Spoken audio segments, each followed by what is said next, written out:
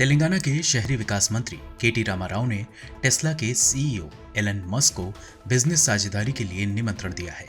KTR ने यह निमंत्रण तब दिया है जब पिछले दिनों एलन मस्क ने भारत में बिजनेस शुरू करने से जुड़े एक सवाल के जवाब में भारत सरकार के साथ चुनौतियों के बारे में बात की थी। केटीआर तेलंगाना के मुख्यमंत्री के चंद्रशेखर राव के बेटे हैं और तेलंगाना सरकार में मंत्री भी हैं। उन्होंने कहा कि उनका राज्य स्थिरता की पहल में एक चैंपियन है और उनकी सरकार देश में व्यवसाय स्थापित करने की चुनौतियों के माध्यम से काम करने में टेस्ला के साथ साझेदारी करके खुश होगी। केटीआर ने ट्विटर पोस्ट में लिखा, हे एलन, मैं भारत में तेलंगाना राज्य का उद्योग और वाणिज्य मंत्री हूँ।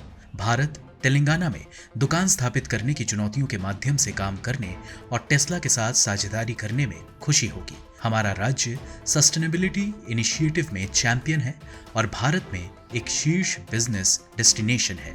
दरअसल 13 जनवरी को एक ट्विटर यूजर ने एलन मस्क से भारत में बिजनेस शुरू करने को लेकर एक सवाल पूछा था, जिसके जवाब में एलन मस्क ने कहा, अभी भी सरकार के साथ कई चुनौतियों का सामना करना पड़ रहा है। इलेक्ट्रॉनिक कार कंपनी टेस्ला के सीईओ एलन मस्क भारत में टेस्ला कारों पर आयात शुल्क कम करने पर जोर दे रहे हैं। एलन मस्क की मांग है कि अगर भारत टेस्ला कारों के लिए इंपोर्ट ड्यूटी कम करता है तभी वे यहां अपना बिजनेस शुरू करेंगे। भारत दुनिया का दूसरा सबसे अधिक आबादी वाला देश है और सबसे तेजी से बढ़ती अर्थव्यवस्थाओं में से एक है।